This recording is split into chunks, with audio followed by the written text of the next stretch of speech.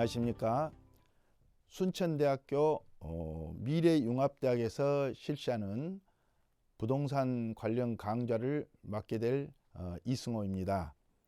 앞으로 10개 강좌를 통하여 여러분들과 부동산에 대한 투자, 또 그리고 부동산에 대한 문제점, 또 해법 이런 것들을 여러분들하고 같이 풀어나가게 될 이 책임을 맡았습니다. 더구나 지금은 부동산이 국가적으로나 개인적으로 사회적으로 매우 중요한 문제점과 해법이 요구되는 이런 시점입니다.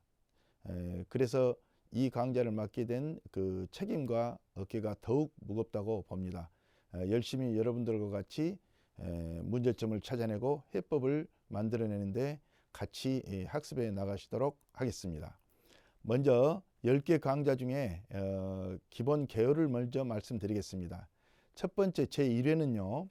100세 시대 부동산 투자 공동 번영의 새 장을 열어라, 이런 제목입니다. 100세 시대 이미 이제 우리 삶 속에 깊이 들어와 있기 때문에 부동산 투자의 패러다임도 바뀌어야 될 것이고, 또 과거에 나만 잘 살면 된다는 부동산 투자에서 이제는 공동 번영의 건전한 부동산 투자 쪽으로 또 새 장을 열어야 될 시대가 왔다고 봅니다. 다음 제2회는요. 부동산 자료 수집만 잘해도 실패하지 않는다. 이 자료 수집 무척 많은 자료가 필요한데 세 분야로 나누어서 빠짐없이 그리고 효율적으로 자료 수집을 만들어 나가는 파일링 기법을 여러분들하고 같이 학습하시도록 하겠습니다. 그 다음 세 번째 제3회에서는요. 토지의 활용가치 파악, 토지이용 계획의 확인이 생명이다. 토지 그러면 토지이용 계획, 이것을 떠올릴 정도로 워낙 중요한 자료입니다. 이 토지이용 계획에 얽혀있는 그 중요하고 또한 핵심이 되는 포인트들을 여러분들하고 같이 학습하시도록 하고요. 제4회에서는요. 흔히들 등기부 또는 등기부 등본 이렇게 부르시는데 지금은 명칭이 바뀌었죠. 등기사항 증명서. 여기에 이제 숨어 있는 함정과 틈새, 가치, 이렇게 제목을 잡았습니다. 매우 중요한 서류인데도 흔히들 소홀히 하거나 또는 읽는 방법이 서툴어서 많은 실수들을 저지르는데 이것들을 여러분들하고 같이 학습하시도록 하겠습니다. 그리고 제5회 부동산 관련 세금, 나와 국가의 동반 성장을 위한 올바른 이해. 워낙 부동산 관련 제도 중에 세금이 차지하는 비중이 워낙 크다 보니까 이 부동산 관련 세금은 현재 시점, 우리들이 지금 같이 학습하시고 있는 현 시점에서도 크나큰 이 중요한 무게를 가지고 있습니다. 이것을 여러분들하고 같이 동반 성장, 국가하고 동반 성장하는 이런 모델을 제시하면서 같이 학습하시도록 하고요. 그 다음에 6번째 강좌는요. 임대차 관련 학습입니다. 흔히들 주택 3법도 많이 아시고 계시는데 임대차 관련에 대한 중요한 내용들을 같이 살펴보시고요. 제7회에서는 비록 짧은 시간에 학습하시지만 부동산 경매의 진수, 권리분석과 명도기법, 짧은 시간이지만 잘 효율적으로 할애해서 여러분들하고 효율적으로 부동산 경매에 아주 필요한 자리들을 꼭 집어서 진수를 같이 학습하시도록 하겠습니다. 그 다음에 제8회에서는요. 부동산 가격 참 궁금합니다. 현재 이 부동산 가격이 얼마인지. 더욱 궁금하신 것은 미래 가격, 또 미래 가치 어떻게 알 수 있을까요? 이것을 과학적으로 여러분들하고 알아내는 기법을 같이 학습하시도록 하고요.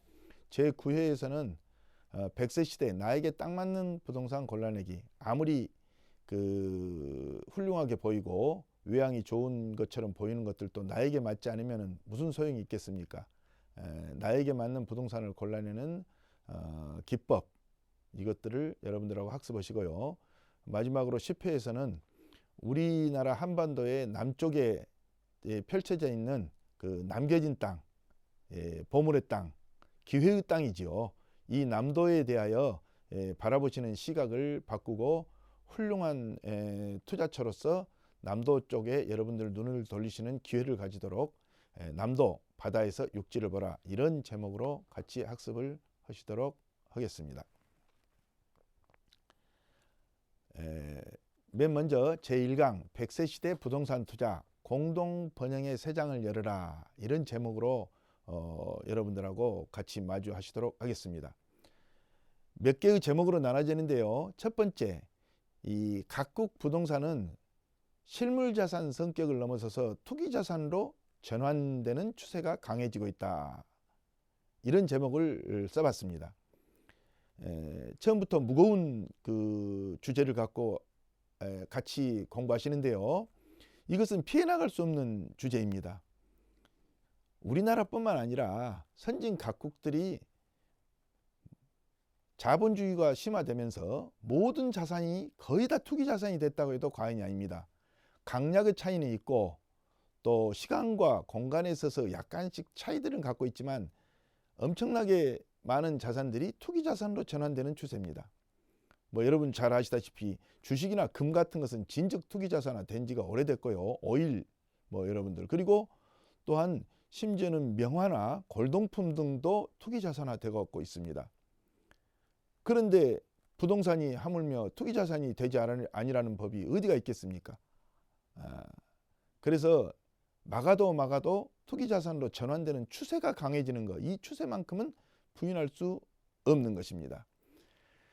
이런 그 투기 자산화 되다 보면 어떤 문제가 있냐면 부동산이 한쪽으로 쏠리거나 독점되지 말도록 수요 억제 정책을 펴니다. 그러면 다른 자산들은, 투기 자산이 아닌 자산들은 수요 억제 정책이 펼쳐지면 가격이 떨어지기 마련입니다. 그런데 이렇게 수요 억제 정책이 펼쳐지더라도 투기 자산은 투기 자산 별도의 가격 결정 요인을 가지고 움직이게 됩니다. 정책을 만드신 분들이나 실행한 분들은 얼마나 어렵고 힘드시겠습니까? 이 투기 자산을 정면적으로 바라보지 않으면 부동산 정책은 결코 성공할 수 없다고 저는 생각합니다. 아무리 공급을 늘려도 공급이 늘리면 공급이 초과되면 가격이 떨어져야 맞지 않겠습니까? 일반 자산이라면. 근데 투기 자산이 공급이 늘어난다고 해서 가격이 떨어지겠습니까? 흔히 신규 물량이나 신규 아파트가 공급이 되면 공급이 될수록 가격이 내려가기는커녕 오히려 폭증하는 경우도 흔히 보시지 않습니까? 이것이 바로 투기 자산이 갖는 독특한 가격 구조의 형성 모양입니다. 이 모델을 반드시 알고 계셔야 부동산에 접근하는데 정책 입안자들이나 또 일반 투자자들이나 기업체나 이 바른 시각을 가진다고 봅니다. 두 번째, 부동산은요, 왜 이렇게 독점성이 강하고 가진 자만 많이 가진 거 이렇게 생각하시는데 원래 부동산이 독점성이 강한 것입니다. 예를 들면 이 그림에 보시다시피 부유층이 부동산을 많이 갖게 되면 서민층은 저절로 못 갖게 됩니다. 여러분들 자동차를 부유층이 5채 갖고 있다고 해도 서민층 다 한 대 두 대씩 가질 수 있습니다. 한없이 찍어낼 수 있습니다. 그런데 부동산은 늘어나지가 않습니다. 따라서 부유층이 많이 가지면 저절로 서민층이 밀려나게 됩니다. 그러니까 저절로 독점화되는 경향이 다른 어떤 자산보다도 강합니다. 그 다음에 여러분들이 나 부동산 필요 없어? 나는 쓰고 가는 거야. 이거 후손에 물려줄 거야. 나는 이 토지 전혀 보유할 필요 없어. 소유 필요 없어.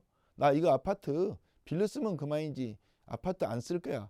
이러는 순간 이 아파트나 주택, 건물이나 토지는 부유층에 쏠리게 됩니다. 왜냐하면 내가 안 가지면 폐기가 돼야 되는데 부동산은 폐기가 되지 않는 불감성이 있습니다. 이 두 가지 성격 중에 많은 투자자들이나 또는 이 정책 위반자들이 부동산의 불감성에 대해서 많이 놓치고 있는 것을 알 수 있습니다. 참 안타까운데 서민들 보고 당신 갖지 말아요 또는 그러거나 수요 억제 정책을 쓰게 되면 수요 억제 정책이 부유층에는 영향을 크게 끼치지 않습니다. 돈이 많기 때문에.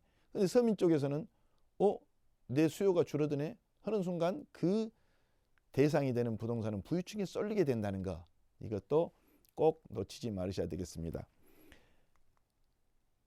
자, 우리나라 불평등도를 간단하게 살펴보시도록 하겠습니다. 이제 이건 개인 토지 소유인데요. 법인이나 공적 그 국공유 기관이 갖고 있는 게 아니고 전체로 상위 1%가 개인적으로 보면은요. 상위 1%가 55.2%를 가지고 있고 세대별로 보면은 상위 1% 세대가 31.3%를 가지고 있습니다. 가공을 말합니다. 한번 5%를 봐보실까요? 5%를 보면은 세대 중에 5%에 속한 세대가 전체 토지 61%를 가지고 있고 상위 10% 그러니까 10세대 중에 한 세대가 전체 우리나라 토지의 77, 8%, 80% 가까이 갖고 있습니다. 한 사람으로만 보면은요. 상위 10%가 97.6%를 갖고 있다고 하는데 실제로 5%가 90%를 넘게 갖고 있습니다. 그러니까 한 명으로 보든 한 세대로 보든 부동산의 이 불평등은 이루 말할 수 없으며 OECD 국가 중 최고 불평등도를 가지고 있고 아프리카와 남아메리카를 제외하고 공산국가를 제외한 세계에서 가장 토지 불평등도가 심한 나라다라고 이미 통계청에서 나와 있는 자료는 그 길을 가리키고 있습니다. 또 여기는 시간상 일일이 여러분들께서 읽어보시면 좋겠지만 주택 보급률은요 이미 100%를 훌쩍 넘었었습니다. 이것은 서울도 거의 주택 보급률이 95% 가까이 이렇게 왔다 갔다 넘어서거나 어떨 때는 줄어들기도 합니다. 만날 지어도 세대 분리가 강화되고 세대가 늘어나기 때문에 주택 보급률이 수도권 같은 경우는 100%를 못 넘고 있죠. 그런데 어찌 되었든지 100%가 전국적으로는 넘어서고 있음에도 불구하고 자가 점유율은 수도권은 반이 못 됩니다. 전국적으로는 60%가 채 못 되고요. 아직도 자가 점유율이 이렇게 세계적인 다른 나라에 비해서 훨씬 떨어집니다. 자가 점유율만 떨어진 게 아니라 자가 보유율도 떨어집니다. 그런데 이런 것들이 서울 같은 인구 밀집 지역에서 그 자가 점유율, 자가 보급률이 떨어지다 보니까 주택의 독점도가 부유층에 엄청나게 쏠려 있습니다. 그런데 그 중에서도요, 이 주택 보급률 같은 걸 보면은 시골 주택이나 연립주택, 다세대 주택을 포함한 보급률이고 대한민국 국민이 가장 좋아하는 대표 주택인 아파트로 보면 보급률이나 이런 것들이 현저하게 떨어지게 됩니다. 수요에 비하여 공급이 많이 줄어든 거죠. 그럼에도 불구하고 한쪽으로 또한 이 쏠리는 독점률은 또 매우 강합니다. 세계적입니다. 이것 역시. 이러다 보니까 아파트 값이 오르지 않고 어떻게 버텨내겠습니까? 폭등도 어느 경우도 꽤 많이 볼 수 있는 것들입니다. 자, 이제 부동산의 독점성 자체가 투기자산을 만들고 또 투기자산은 또한 부동산의 독점성을 가중시킵니다. 독점이 되게 될수록 그 독점성에 편승하여 이 독점은 가격 조정 능력을 갖습니다. 내 맘대로 가격을 정할 수 있으니 얼마나 투기자산화의 욕구가 강해지겠습니까? 또 그 다음에 투기자산화가 된다는 뜻은 돈이 많은 쪽에 있는 사람들, 자금 능력이 뛰어난 사람들이 그 물건을 차지할 기회가 높다는 것입니다. 따라서 역시 독점성이 가중됩니다. 이 두 가지가 서로 상보적으로 되면서 자본주의가 심화될수록 독점성과 투기자산성은 심화될 소지가 매우 높다는 것입니다. 저는요, 지금 현재 이러한 그 투기자산화하고 독점성을 그대로 두고 방치한다는 것이 옳다는 것은 아닙니다. 이러한 현상에 대해서 수정하고 고치고 또 그래서 웰페어 네이션으로 복지국가로 부동산도 역시 부동산 복지를 만드는 방안을 만들어야 되는데 저는 세 가지 방안을 제시하면서 그 우리 수업을 진행하도록 하겠습니다. 첫째는 투기자산 이렇게만 하지 말고 부동산을 실물자산으로 보고 실물 가치를 창출해내는 것이 투기자산보다 수익률도 높고 국가 공익이나 이웃과 공영하는데도 도움이 된다. 이런 모델을 꾸준히 발굴하고 열심히 노력하면서 여러분들하고 그 같이 이런 연구를 해보고 싶습니다. 두 번째는요, 이 독점성을 그대로 바라볼 수는 없습니다. 그래서 이 부동산의 독점화가 심화된다고 하더라도 이 독점으로 인한 이익이 서민들의 내 집 마련, 내 땅 마련에 전환될 수 있는 역발상의 정책, 또 역발상의 투자 기법을 여러분들하고 같이 만들어내고 학습해보고 싶습니다. 또 세 번째는 이러한 이 역발상이 실제 정책에 입안될 수도 있도록 좀 더 치밀하게 연구하는 과제를 여러분에게 던져드리고 저도 열심히 연구해 보도록 하겠습니다. 자, 이제 아까 말씀드린 대로 부동산 자산이 독점화되면 가격은 조정 능력이 독점하고 있는 부유층에 모두 쏠리게 마련입니다.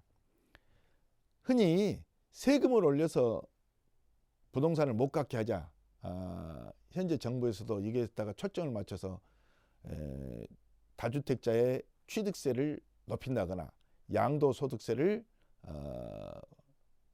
많이 높여서 양도 차익에 대한 세금을 전부 다 세금으로 걷어들인다거나, 특히 다주택자, 2주택자나 3주택자 이상인 사람들한테는 초중과세율을 적용한다거나, 그리고 다주택자 또는 고가주택을 가진 사람들에게 대해서는 종합부동산세를 만든다거나 이런 정책들을 쓰게 됩니다. 근데 이 정책들이 부유층에는 그렇게 강하게 먹혀들이게 하지 않습니다. 왜냐하면 담세 능력이 높기 때문에. 그런데 이 세금은 일반 세금으로 전 국민에게 시행되는 거기 때문에 서민층이나 좀 담세 능력이 부족한 쪽에서는 수요가 억제됨으로써 부동산에 대해서 내 집 마련 또는 심지어는 내 땅 마련에 어려움을 겪게 될 수도 있습니다. 이렇게 되면 이때 못 갖는 부동산이 부유층에 쏠리게 된다. 불감성, 아까 말씀드린 바가 있습니다. 이러다 보니까 세금을 증세함으로써 수요층을 억제시켜서 서민들에게도 부유층의 수요 의지를 줄여서 서민들에게 부동산이 넘어가야 되는데, 그러기는커녕 오히려 서민층의 부동산이 이 부유층에 쏠리게 되는 부동산 빈부격차가, 빈익빈 부익부 현상이 훨씬 강화될 수도 있다. 이것이 매우 정책 입안할 때 어렵고도 놓치기 쉬운 것이어서 안타깝게 생각합니다. 대출 규제 정책도 그와 같습니다. 대출 규제 정책 역시. 그런데 이제 지금은 영끌이 투자라 그래가지고 서민들도 이 대출을 몽땅 받아서 투자를 합니다. 네, 흔히 여러분들 많이 들어보시는 갭 투자. 갭 투자는요, 전세 빌려서 하는 투자는 무피 투자라고 하고, 몽땅 빌려서 썼으니까 피 같은 내 돈은 현금은 쓰지 않는다. 그래서 무피 투자라고 이렇게 부르는 걸로 이렇게 쓰이고 있고요. 흔히 쓰이는 속어들에 속한 겁니다. 갭 투자는 전세 자금이 예를 들어서 5억짜리면, 건물이 5억짜리면 전세 자금 4억 받고 1억만 내 돈, 그 갭만 들여서 투자한다, 이런 뜻입니다. 이것은 둘 다 내 돈이 안 들인다는 뜻이거든요. 그럼 내 돈을 어디서 나겠습니까? 은행에서 나든 전세 자금으로 납니다. 예를 들어서 무피 투자 같은 경우는 내 돈은 따로 놔두고 빌려서 합니다. 그래서 이 빌려주는 비율을 줄이기 위해서 LTV, 론투밸류, 말하자면 부동산이 10억짜리면 뭐 5억까지만, 4억까지만 대출한다, 이러거나 DTI, 데트 인컴이죠. 말하자면 당신 소득이 뭐 1년에 8천만 원인데 대출을 그렇게 많이 못 해줘, 3천만 원밖에 못 해줘, 이런 게 DTI 규제입니다. DSR. 그렇죠. 이것은 이제 이런 걸 종합해서 당신이 빌려 쓰는데 이번 수익뿐만 아니라 카드 빚, 또 다른 부동산에 대한 빚, 이런 것까지를 통틀어서 규제해 보겠다, 이런 제도들을 만들어냅니다. 이 제도들은요, 금방 말씀드린 것처럼 이 부유층에서 부동산을 많이 갖고 있는 분들이 자기 자금 놔두고도 대출을 통하여 투자하는 레버리지형 투자를 많이 실행하고 있기 때문에 만든 제도들입니다. 이 대출 규제가. 그런데 이 대출 규제를 하면은 실제로는 현금 능력이나 이런 능력이 매우 뛰어난 부유층에서는 이런 대출 규제 효과가 크게 나타나지 않고, 오히려 반대로 자금이 부족한 서민들이 나 지금 당장 대출을 받아서라도 날이면 날마다 올라가는 아파트 값을 언제까지 바라볼 수 없으니까 당장이라도 대출을 받아서 내 집 마련, 내 땅을 일단 마련하고 싶다. 그런데 대출 규제 정책이 오히려 서민들에게 배려가 되고 장애가 돼서 거꾸로 서민들이 내 집 마련의 기회를 자꾸 뒤로 늦출 수 있다고 말입니다. 이렇게 되면 그 기회에 그 부동산은 부유층에 쏠리게 된다. 그 시간을 기다려주지 않습니다. 공급정책도 마찬가지입니다. 공급정책 중에 지금 좀 예민한 것 중에 하나가 이 공공임대주택 또는 저가의 무주택자에게 대한 장기 임대주택 제도를 많이 실행하려고 합니다. 그러는데 이런 정책들이 자칫하면 무주택자가 영영 주택을 가질 수 있는, 보유를 가질 수 있는 기회를 박탈하거나 긴 시간의 주택 마련의 시간을 오히려 연장시키는 이런 위험도 있다, 그 말씀입니다. 아주 매우 좋은 제도들도 한쪽 면을 보면은 부동산이라는 게 그렇게 만만치 않게 이 무주택자를 해소시키기가 어렵다, 이런 것들도 우리 투자자들이나 또는 국가에서랑 잘 알아두시면 좋겠습니다. 또 신규 분양 걸고 재건축 재개발 요즘 부쩍 말씀드리는데 어떤 정책의 입안자가 됐든지 이 신규 분양이 오히려 거꾸로 가격을 끌어올리는 역할도 많이 합니다. 그래서 이제 신규 분양 가격 상한제 같은 것을 실시하는데요. 일시적으로는 상한제가 먹혀들어갈지 모르지만 차후에는 그 부동산이 거래되면서 또한 높은 또 거래 가격을 새 아파트가 이끌어 나가게 됩니다. 매우 주의해야 될 점이고, 여러분들 그 부동산 투자하시는 분들도 삼세하게 살펴두셔야 할 것으로 보입니다.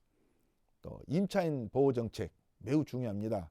그런데 이제 이것은 워낙 설왕설래 말이 많고 또한 여러분들도 고민입니다. 임대인 입장에서도 그러고 임차인 입장에서도 그렇습니다.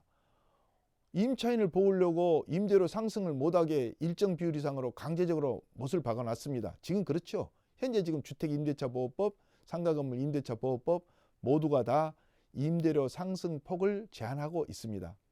그런데 이게 상승폭을 강력하게 제한하면 임대인이 임대 물량을 내놓지 않거나 또는 최초 임대 계약을 할 때 앞으로 안 올라갈 것을 감안하여 처음 임대료를 굉장히 높게 이렇게 책정하는 경우가 아주 많죠. 또 임대 기간도 마찬가지입니다. 지금 현재는 그 주택임대차 보호법에서 묵시적 갱신 제도인데 상가 건물에서만 있던 계약갱신 요구 제도를 주택임대차 보호법에도 도입했습니다. 말하자면 이제는 주인이 일정 기간 내에 나가라고 했어도 내가 더 살고 싶다 그러면 몇 년 살 수 있도록, 주택은 2년, 상가는 10년 이렇게 계약갱신 요구 제도를 할 수 있거든요. 이러다 보니까 이게 또 거꾸로 아까 말씀드린 것처럼 임대인 쪽에서 야 그거 나 이번에는 물량을 못 내놓겠다 또는 편법으로 계약을 해지시키는 경우도 많고요. 제일 많은 것이 맨 처음 계약할 때 높은 임대료를 책정하게 됩니다. 이처럼 하여 보호를 한다는 게 거꾸로 역반응도 있는 것입니다. 현재 수많은 정책들이 이렇게 그 명암이 엇갈리면서 실행되기 때문에 매우 현명한 정책이 요구되는 시점이고, 또한 여러분들이 부동산 투자자로서, 임대인으로서, 임차인으로서, 실수요자로서, 내 집 마련할 사람들로서도 부동산 투자를 넓은 범위에서 부동산 투자 아닙니까? 이런 사람들이 모두가 다 주의해서 보셔야 될 내용들입니다. 지금은요, 아까도 영끌이 말씀드렸지만 상당수 서민층도 부동산 열풍 대회에 동참하고 있습니다. 굉장히 많은 숫자가 부동산 투자 또는 부동산 투기 열풍에 같이 휩쓸려 가고 있습니다. 이 배를 타지 못하면 다음 배는 나를 기다리지 않는다, 이런 그 심정으로, 특히 최근에는 막차를 타는 심정으로 엄청나게 많은 비율의 사람들이 부동산 열풍 대회에 참석하고 있습니다. 이 열풍을 정책 입안자나 또는 같은 식구들이나 또는 옆에 있는 사람들이 쉽게 막을 도리가 없습니다. 다만 이 부동산 열풍이 순환적으로 되도록, 말하자면 이 열풍이 국가와 이웃에 도움이 되는 이런 에너지로 순기능으로 발휘할 수 있도록 투자에 대한 열렬한 소망이, 돈 벌고 싶고 잘 살고 싶은 이 소망이 이웃과 같이 공영하는 이런 모델을 개발하지 않으면은 나라의 그 어려움이 강화되고 부동산으로 빈부격차가 강화돼서 흑수저, 금수저를 구별하는 가장 큰 주범이 부동산이 되고야만은 비극적 사태를 맞게 될 수도 있습니다. 이제 100세 시대 부동산 투자 공동 번영의 새 장을 열어라. 여러분들이 실제 이제 투자자고 저도 역시 부동산 투자자이며 제 주변에 있는 분들도 부동산 투자자들입니다. 이 투자자는 곳 사람들에게 투기적 수요를 마냥 하지 말라고 아무리 외쳐도 앞에서 이야기를 할지언정 밤에 머릿맡에서 베개를 베고는 다시 부동산 투자가 부동산 투기로 돌아설 수밖에 없습니다. 이제 여러분들은 이런 그 시대에 나만 투기하지 말고 나만 투자하지 말고 어떻게 하겠습니까? 그래서 이제 우리는 그 부동산 투자에 대해서 공동 번영의 새 장을 여는 그 투자 형식을 한번 모색해 보시도록 하겠습니다. 예. 첫 번째는 실물형 부동산 투자를 한번 제시해 봤습니다. 시간상 여러분들이 한번 이것은 잘 한번 읽어보시기 바랍니다. 꼭 투기만이 아니라 실물적으로도 여러분들이 훌륭한 이 수익을 올릴 수 있다. 두 번째는요, 한탕주의로 한 번만에 2배, 3배 가격을 올리는 이런 것보다는 꼬박꼬박 월급형으로 부동산이 수익을 가져다주는 이런 건전한 투자를 한번 모색해 보십시오. 100세 시대 아닙니까? 60세, 70세가 되면 70%가 절대 빈곤층이랍니다. 80세가 되면 80%가 절대 빈곤층이 되고 90대가 되면 90%가 절대 빈곤층이 됩니다. 100세가 되면은 국가나 주변에 돈 없이는 단 한 명도 없이 다 절대 빈곤층이 된다고 이렇게 말하기도 합니다. 표현을. 이때 만약에 부동산이 월급형으로 여러분들에게 수익을 가져다 준다면 과거에 50, 60세 때 행복하게 살았던 그런 생활의 패턴, 행복의 패턴을 유지하지 않겠습니까? 이런 투자를 한번 적극적으로 모색하시기 바랍니다. 그 다음에 노력형, 경영형 부동산 투자를 권유합니다. 그냥 가만히 앉아서 얼마를 버는 이걸 보고 저는 투기라고 이렇게 했습니다. 노력형, 경영형을 하는 것을 저는 부동산 투자라고 합니다. 부동산도 투자입니다. 우리의 이 귀중한 자연자원이고 또 실물자원이고 우리의 자산이고 여러분의 삶의 기반이고 한치도 떨어질 수 없는 것이 부동산입니다. 바로 이것을 여러분 노력과 경영으로 더 높은 투자 수익을 높일 수도 있다. 그 다음에 정보형 부동산 투자, 인포메이션입니다. 이것은 여기에 있는 여러분 사례를 보시면은 여러분이 서민들이 1억을 가지고 있는데 5천만 원을 가지고 있는데 시세 차익을 100% 했다면 5천만 원밖에 못 봅니다. 그것도 큰 돈일 수 있지만 근데 갑부가 50억을 투자했다 합시다. 근데 다 실패해버리고 5개 중 하나만 성공했습니다. 그것도 20%만 성공했다 합시다. 그러면 50억 곱하기 5분의 1 곱하기 20%. 그래도 2억입니다. 아무리 실패하고 아무리 떨어져도 자금이 크기 때문에 큰 돈을 번다는 것입니다. 이게 자본주의입니다. 캐피탈리즘 아닙니까? 이걸 극복하는 방법은 자산으로서는 서민들은 절대 이 선을 사다리를 올라갈 수 없습니다. 이때 필요한 것이 현금 자산, 돈이 아니라 정보입니다. 정보력이 뛰어나는 걸로 여러분들의 빈부격차를 줄이고 서민들의 부자 서민들 그리고 착하고 가난하고 이웃과 공영하는 이런 사람들하고 같이 동반 성장하는 부자 서민들이 많이 탄생하시기를 바랍니다. 그리고 맞춤형 부동산 투자 이렇게 써놨습니다. 이 중에 이제 부동산 정보에 대해서 여러분들하고 같이 공유하면서 앞으로 강좌를 진행해 나가시도록 하겠습니다. 제 1강은 이만 마치도록 하겠습니다. 감사합니다.